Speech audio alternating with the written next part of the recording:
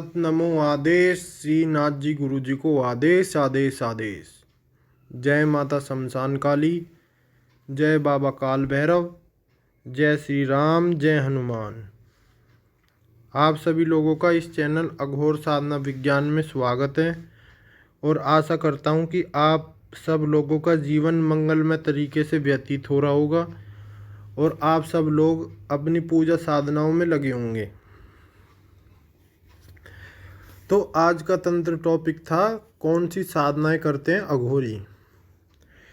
देखिए, जैसा कि जनमानस में आजकल ये नेगेटिव थॉट फैलाया जा रहा है कि अघोरी शमशान में भूत प्रेतों की पूजा करते हैं, तो सबसे पहले तो आप अपने मन में से इस भ्रम को निकाल दीजिए कि भूत प्रेतों की साधना करते हैं।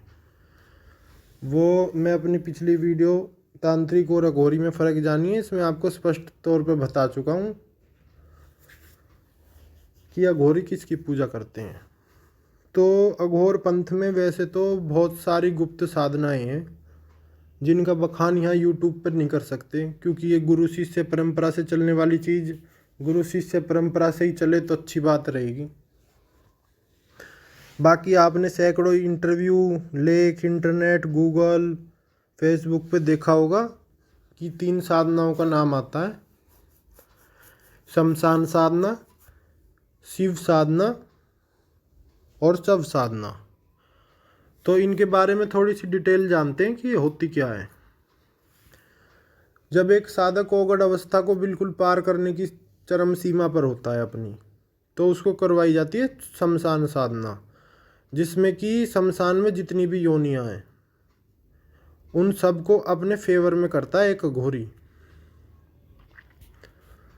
और जो शमशान की सबसे बड़ी देवी है, जब तक वो फेवर में ना हो जाए तो शमशान साधना पूर्ण नहीं मानी जाती। और इसके बिना शिव साधना भी अधूरी है, क्योंकि अघोर में जो प्रोसेस है, अघोर में प्रोसेस है कि शिव जी तक पहुंचना है तो उनसे पहले उनकी गण सेना, उनसे रिलेटेड जितने भी जो भी चीज़ें हैं उन सबको प्रसन्न करके आखिरी में शिव जी तक पहुंचना है, ताकि आपकी वो मदद करें शिव जी को प्रसन्न करने में। सिंपल सा फंडा है। तो एक साधक जब शमशान साधना पूर्ण कर लेता है तो उसके बाद वो अग्रसर हो जाता है शिव साधना के लिए, जो कि एक पैर पर खड़े होकर करी जाती है और जंगलों में, एकांत कंदराओं में, गुफाओं में संपन्न करी जाती है। बाकी आजकल तो बहुत ही विरले साधक बचे हैं इसको संपन्न करने वाले। और ये 21 दिन, 41 दिन, 6 महीने, 1 साल चलने वाली साधना नहीं है, सालों साल साधना चलती है। और जितनी भी सिद्धियां साधक ने ओगढ़ अवस्था में प्राप्त करी होती हैं, वो उसकी जो मनोरथ होती है उनको पूर्ण करने में उसकी मदद करती हैं। बाकी समझदार को इशारा काफ़ी आप समझ गए होंगे।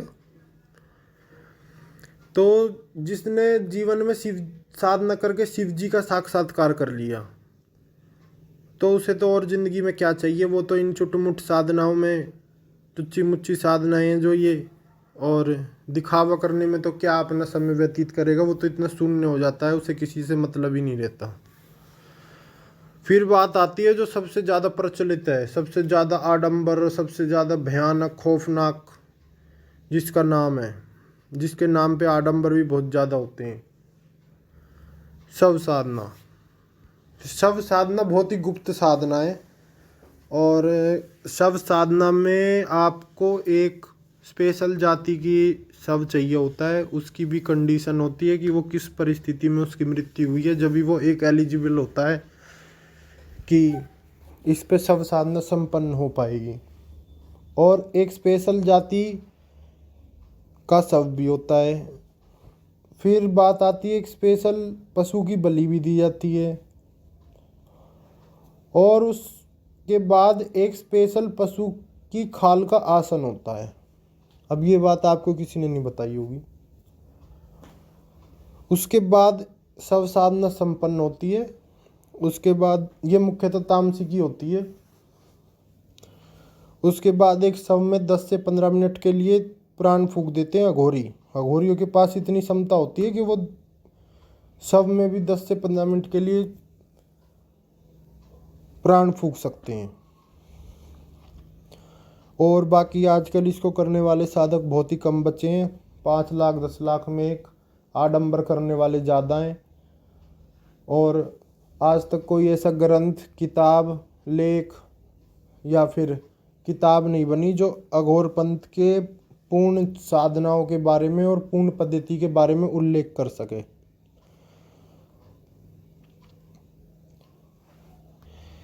अघोर पंथ की जितनी भी साधनाएं हैं वो ना तो आपको कहीं किताब में मिलेंगी, वो आपको सिर्फ गुरुमुख से ही लेनी पड़ती हैं।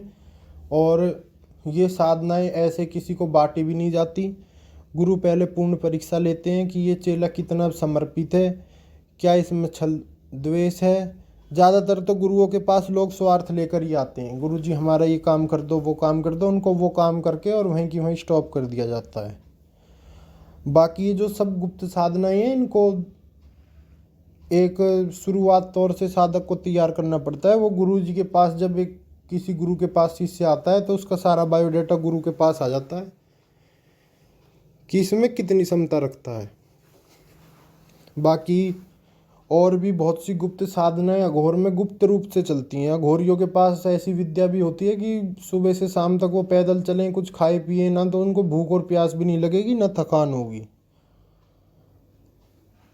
और आपने कभी ये सोचा, आज तो आप साधना करते हो व्हाट्सएप से, फेसबुक से या फिर कहीं से भी, आपके पास मोबाइल पे तुरंत हाजिर हो जाती हैं।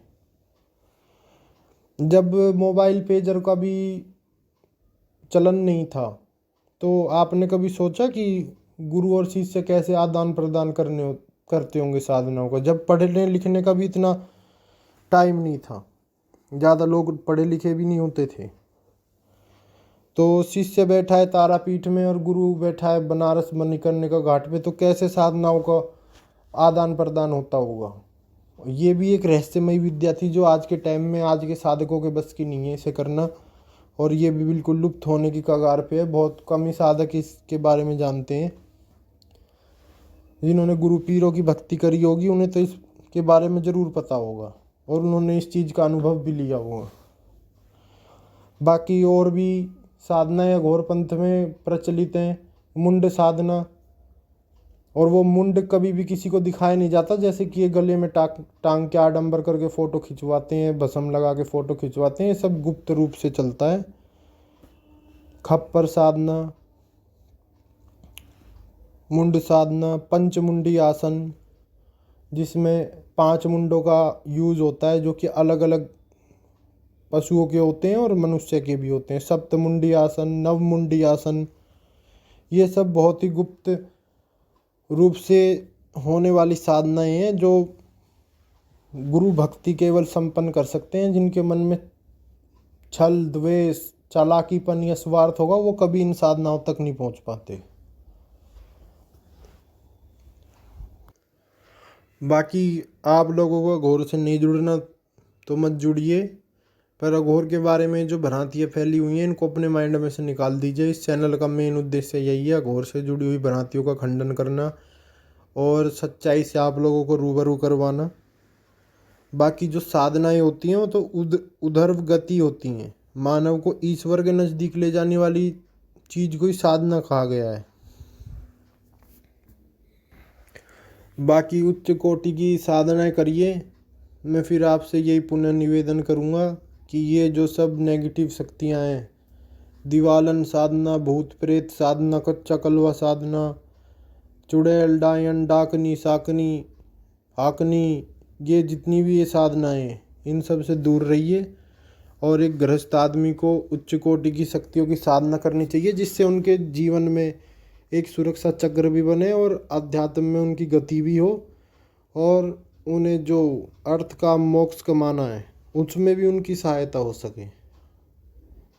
ऐसा नहीं है कि सारी साधनाएं अघोर में सिर्फ तामसिक ही होती हैं। एक गृहस्थ आदमी साधना नहीं कर सकता, एक गृहस्थ आदमी भी साधना कर सकता है।